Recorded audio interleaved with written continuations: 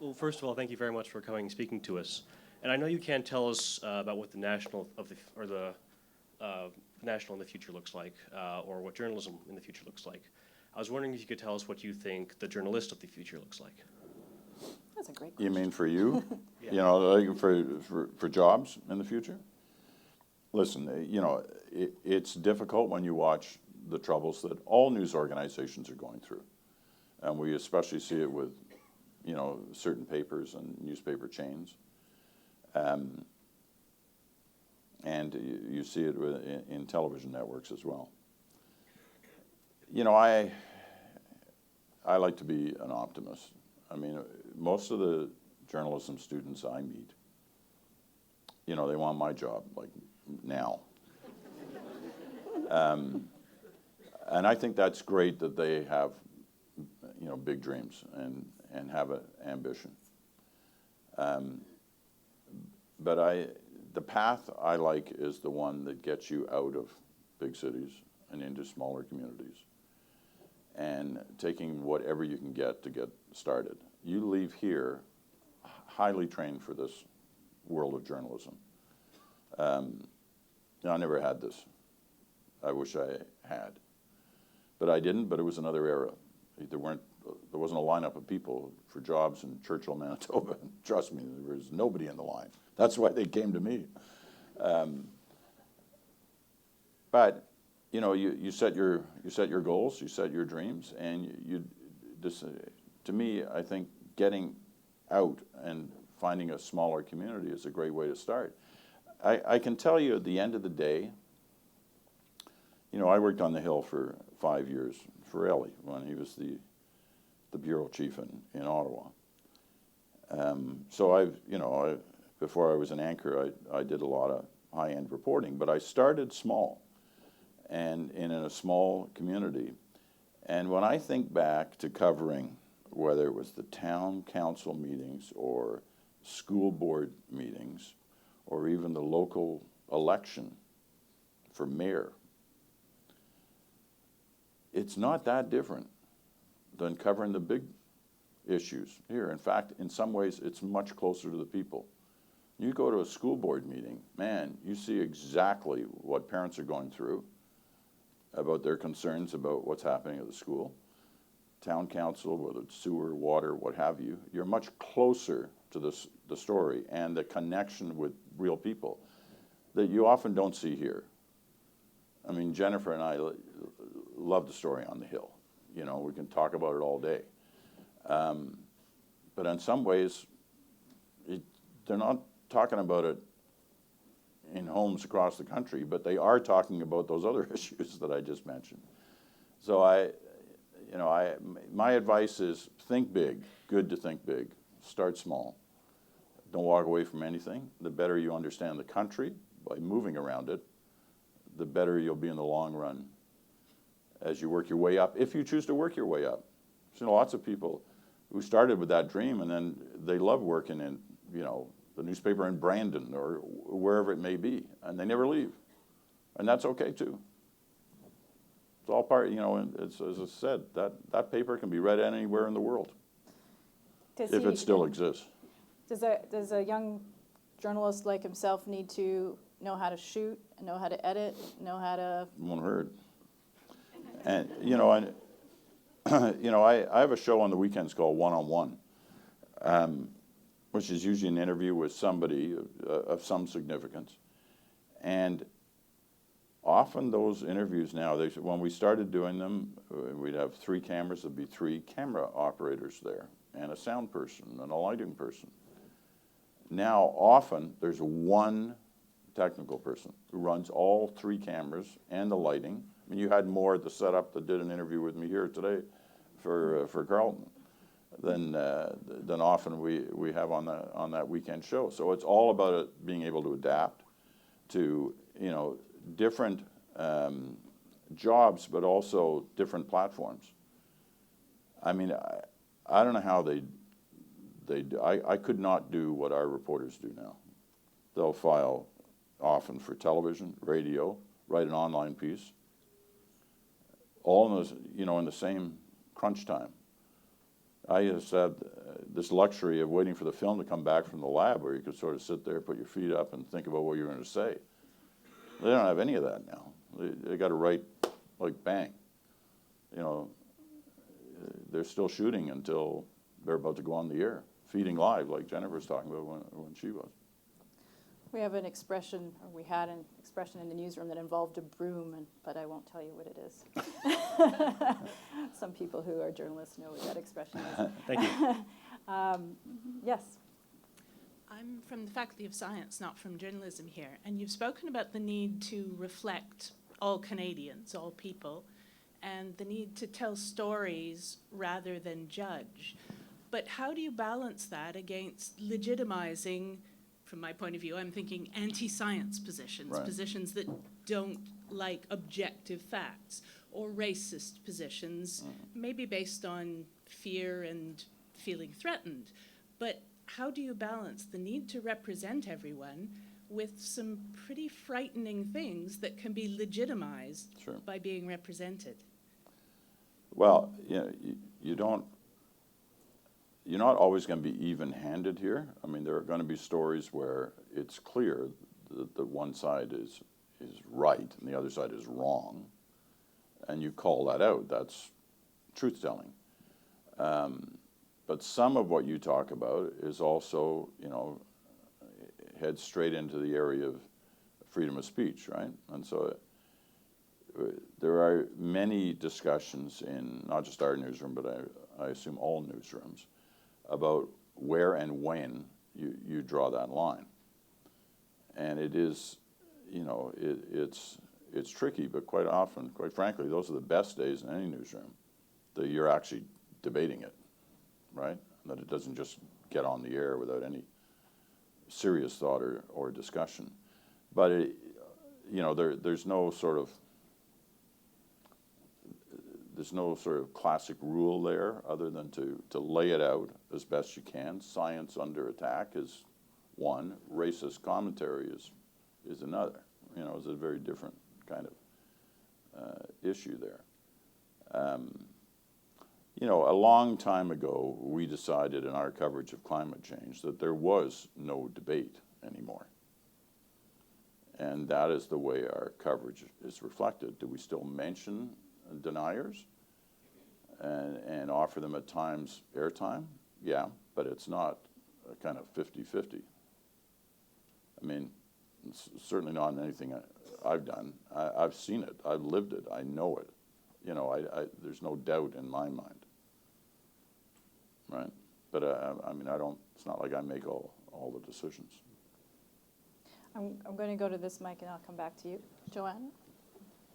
Hi, Peter. Joanna Smith with the Canadian Press here in Ottawa and an instructor at Carleton in journalism. I'd like to know, with the major expansion of the CBC into the digital space, government you know where I'm going. Yeah, I know where you're going. Government funded, free of charge to everyone, competing with online media elsewhere, but also newspapers. I'd like to hear your case for how that helps rather than hurts the state of Canadian journalism in Canada. This is a topic of much discussion in the media business, and there's no doubt that some print organizations that are driven by their financial needs in print, that we've infringed on their territory. Here's how I'd argue the case. We're not the biggest digital. We're not biggest in digital. Google and others are, but we're pretty big. There's no question about that. And when we got in, nobody was in. I don't know where CP was, but I know the papers weren't there. So we moved in on that. We are the public broadcaster, and both the CRTC and the government, two governments now, have stated that the public broadcaster should be able to take its product to all Canadians. And if you look at stats, as I know you do, that suggest that most of what millennials read is digital. So are we saying, well, here we're the public broadcaster for everybody but millennials? We can't go to them. Plus, I'll flip it a little bit. Most of print, including Canadian Press now, shoot video, right? So, hey, should we be saying, what the heck are you doing? Offering up video in your service. That's our job. We don't say that. We appreciate the world has changed and keeps changing. And right now we're kind of all in everything. And we'll see whether there's enough room for all of us to be in everything. I know there have been more than a few times, and it's embarrassing at times for us, is that we don't have the video to back up the story. And so we go to, the Toronto Star or to you or to somebody who has it from a traditional print operation. And we use it and credit it and, pay for it if we have to or whatever, and move on from there. So that's my argument. Good evening. I'd like to say it's an honor to be standing here across from you, a true pillar of Canadian journalism. My question is, in this current era where there is a very thin line between professional journalism and active posting rapid tweets on social media, what's a journalist ought to do to protect this professionalism? This is a really important question. First of all, thank you for the kind words you said. But my view on social media and the way we use it as journalists, what I say on social media should be no different than what I would say on air. If I can't get away with it on air, I shouldn't be able to get away with it on Twitter or Facebook or Snapchat. Impressed? I did a Snapchat tonight. Is that person in the room? There he is. He was barfing rainbows. I didn't know what I was doing, but nevertheless. But if I cross the line, then I should be taken aside about it. And we try to do that in our own organization. I did a tweet which was prescient, as it turns out to be now. But the morning after the inauguration, it was actually the morning of the day after the inauguration, when I was flying back from Washington after the day of protest and after this silly argument over crowd size and how many illegal votes there'd been by Trump, where I tweeted about flying out of Washington and looking down at the White House. As you know, when you take off from there, you see all these famous buildings, and sort of saying how depressed I was at about how both the president and the new president and his press secretary had both lied, and what that said about kind of the future of democracy. And I kind of caught, it was 6 a.m, and I was really, I can't remember exactly what I said because it just flowed so naturally out of me. But I took a lot of hits from conservatives about that tweet, and maybe they were right. Of course, I've been proven right since, but that's neither here nor there. That I may well have gone too far, but I think you're talking about much further than that, and you see it on the part of journalists who should know better. No problem for columnists and opinion makers, but for those in the day-to-day reporting area, they've got to really be careful. There's the argument some of them use, oh, this is my personal space, it's not my workspace. Well, a person like me, you're always representing the CBC. I can't win, and nor should they. Same situation. Thank you. Okay. Hi, thanks so much. My name is Alyssa Odell. I'm a graduate of the Bachelor of Journalism program here, and I've been working in the field about 5 years. I really appreciate that you bring up that young journalists kind of need to be very flexible these days and do more with less and use technology. We're filing stories for print, for web, video, making podcasts, and a lot of the times helping with social media and online publication. We talk a lot in the media more generally about mental health in the workplace, but I don't know that we do a very good job of addressing the high burnout rate in our own career. So I'm wondering if that's something that you think is just a fact of the career that people need to get their minds wrapped around, or if there's things that we as individual journalists and organizations can do to address that issue. Thank you. You know, I think all organizations, whether they're in journalism or any profession, have to be very careful with their workers who are in jobs that can be affected by what they see or by what they do, and by the workload on them. I know this is something we try to take very seriously at the CBC, and not just in the kind of high-profile stuff of sending people into war zones or areas of where they're going to see some, you know, awful things, but also in the day-to-day, you know, business of our work, where you've got to be supervisors and senior producers and have to be aware of those who they're working with, and the stresses and strains that are placed upon them, and how they're affected by those, especially when they're in some kind of conflict with their personal lives, which often you kind of know about, right?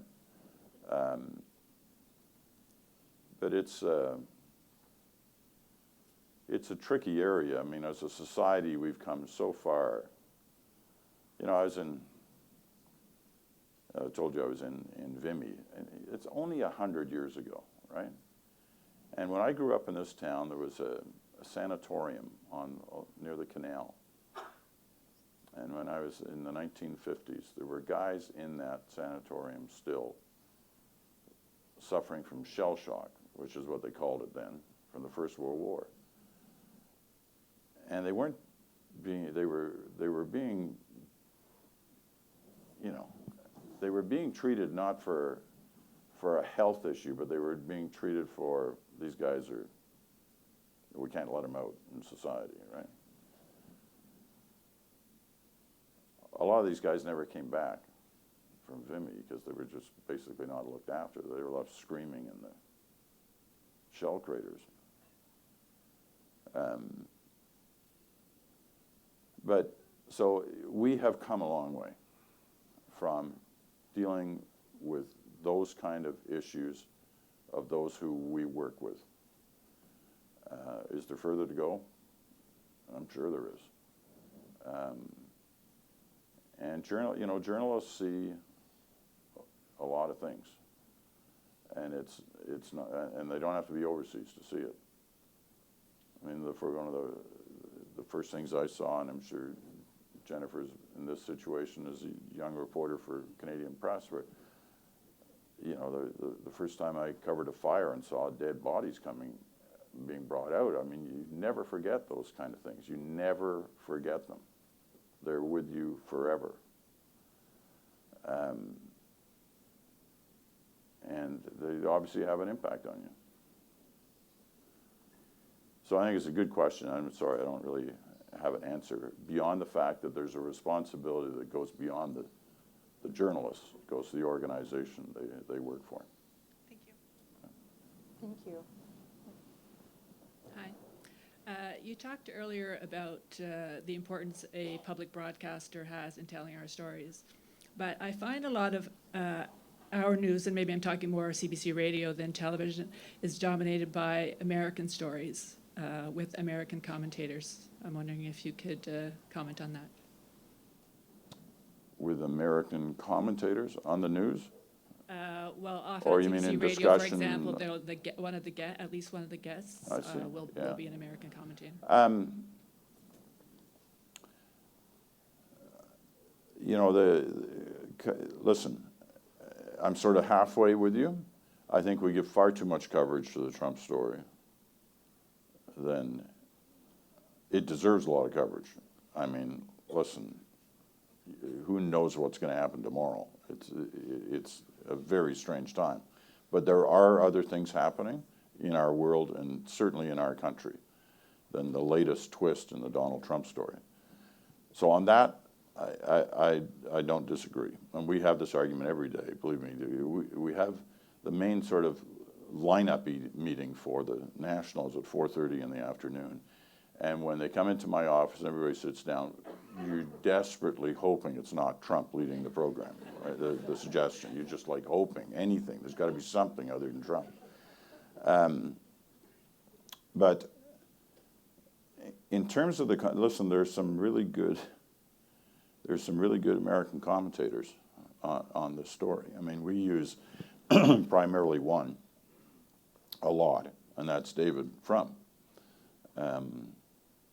You know, Barbara's son and somebody who has a background now in Washington. And Trump's almost revitalized his career single-handedly. He's writing some of the best stuff he's ever written, in my view. So we use him a fair amount. But the radio current affairs programs like The Current and As It Happens and programs like that, you know, use a lot of Americans. But I'll tell you, one of the best reporters, day-to-day reporters that I've talked to in Washington, and we've used him a couple times, is Alex Panetta, the Canadian Press. He's fantastic. So you know, it shouldn't be just Americans. It shouldn't just be Canadians. You know, Washington is filled with great reporters from around the world, all of whom have a take on this story, and would help us better understand it by hearing a wider viewpoint. Thank you. I just wanted to point out, I didn't just mean Trump in particular. I just meant Generally? stories generally. And Yeah. I think that it's probably quite unusual for any other country in the world to focus very much on the news of another country. Yeah, I don't know whether that's true, but there's no doubt that what happens there has an enormous impact on our world. But I think generally, somebody said it, I can't remember who said it the other day, the only other country in the world that talks as much about America as we do is North Korea. And I don't know whether that's a good thing or a bad thing. I guess we're in good company then. Yeah. We're gonna have two questions, but if you can make them quick, because we have 5 minutes, less than Okay. 5 minutes. So Go ahead. first off, thank you for your talk and for your long, amazing tenure on CBC, but also for voicing the Peter Moosebridge in Zootopia. And I have more to that question. I was just wondering if you could talk briefly about reconciling the news people want versus the news that people need, because I find that in this online social media world, people tend to kind of get into bubbles and focus on, you know, the Trump with CNN versus his policies. Thank you for recognizing my 8 seconds in the Oscar-winning film Zootopia. This debate around what is news? Is it what people are talking about, or what's entertaining, or is it what's important for you to know? Is one that all news organizations go through. All news organizations have a different line in there. We try to be as far over to the line of we talk and report about what's important for you to know. We have an hour a night. If all we did was just that, you'd be so depressed by the end of the hour.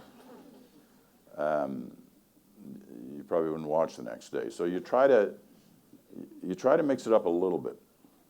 But your resources should be focused, your main resources, in other words, people and money and time, should be focused on, for us, should be focused on what's important. There are networks and newspapers and and online sites that do tremendously well by focusing on the other. What are people talking about? You know, the water cooler stories and entertainment stories, that kind of stuff. And they do extremely well. And that is their niche. That's what they do. And you know that's what they do. And if that's what you want, that's where you'll go. Well, we see our responsibility differently, and we're okay with that. And for the most part, we have an open lane out there in terms of not a lot of competition. But it's a smaller audience. But that's okay. That's where we want to be. Now, we'll see where the new national wants to be when it gets there. You know, the new national probably start somewhere between Labor Day and New Year's Day this year. There are a number of things that they've got to get organized on. But as I said, and as I warn you, it's going to be different. But it should be adhering to the same basic journalistic principles that we've always stood for and that we have a tradition of. But it will be different. It's not going to be the same. It won't be an old, white, bald guy reading the news, for one. Yeah. Alan. Hi, Alan Thompson. I teach here at Carleton. Just want to thank you. Thanks for being here, but thank you publicly for taking an hour a few weeks ago to talk to a class of mine, first-year journalism students. That was very kind of you. Just a quick question. You said in your remarks that you suggested that your face at the anchor chair could be replaced by faces, plural, and also suggested that those faces should reflect the new demographic in Canada. So I just wonder if you'd elaborate on that. Yeah, you went a little further than I went. But there is an option there between, you know, having one person or having more than one person. And all of that's being considered. The final decision hasn't been made there yet. I mean, I'm telling you, literally everything has been on the table. How long the program should be, what time it should be at, who should and how many should host it, whether it should be under the old scenario, which is roughly, you know, sort of 1/3 news, 2/3 current affairs, or should it be different than that? Should there be any sort of division between the two, or should it sort of flow? You know, quite often on big nights, and it's easy to do it on big nights, we'll go 25 minutes on one story before you ever see the second story. You know, there'll be different elements to that one story, but and it's easy on a big night. You can't do that when there's nothing happening. Like, you do 25 minutes on a story where there's nothing happening, it's going to be a little difficult to watch. But it can equally be difficult if you say, okay, we're going to sum up the news in 3 minutes and then get into current affairs. You'll lose a lot of viewers. You'll lose your core audience. Now, there are those who argue, well, your core audience is, you know, 60 plus. You want it to be 40 plus, so you're going to have to change. And are you willing to make that change and lose all the over 60s?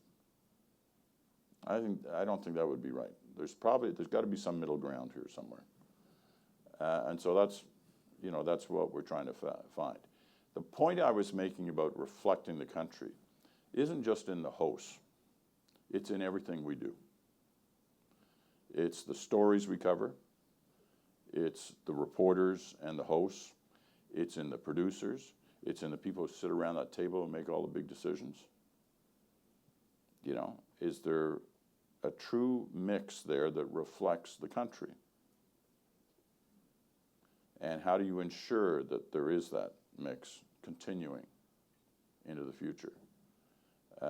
And it's been challenging for us at times because through all the various cutbacks we've had and losing people, it's always the young people who go because of a variety of different reasons, the union regulations being one of them.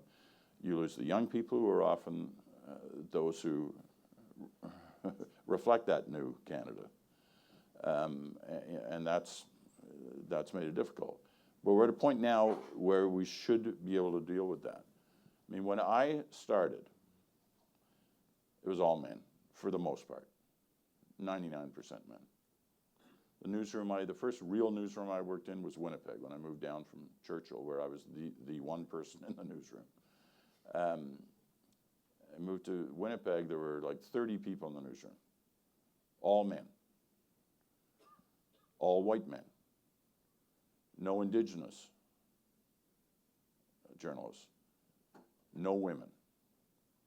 There was one woman in the room. She answered the phones and got the coffee in the morning for all the guys, until she got up from her seat one morning and said, "To hell with you guys, and get your own coffee." And about a week later, she was on the assignment desk, and she became the assignment editor. Sounds like Joan from Mad Men. Yeah, her that's story right. In Winnipeg. And in that newsroom, it was happening at the same time it was starting to happen elsewhere, and it turned over. So there are now more women in the newsrooms than there are men. I'm just guessing. I don't have the actual numbers, but I'm guessing on that. Certainly our overseas. Used to be, oh God, we could never send a woman overseas. Now they're almost all women. And look at the names I rattle off. They're some of the best foreign correspondents in the world. But now we're trying to go deeper than, and are going much deeper than just men and women, but a true reflection of the country. And, you know, I think you will see that without having to look hard for it when the new show starts. Thank you. Thank you very much, Peter. That Thank was you, Jennifer. very good. Thank you. Thank you.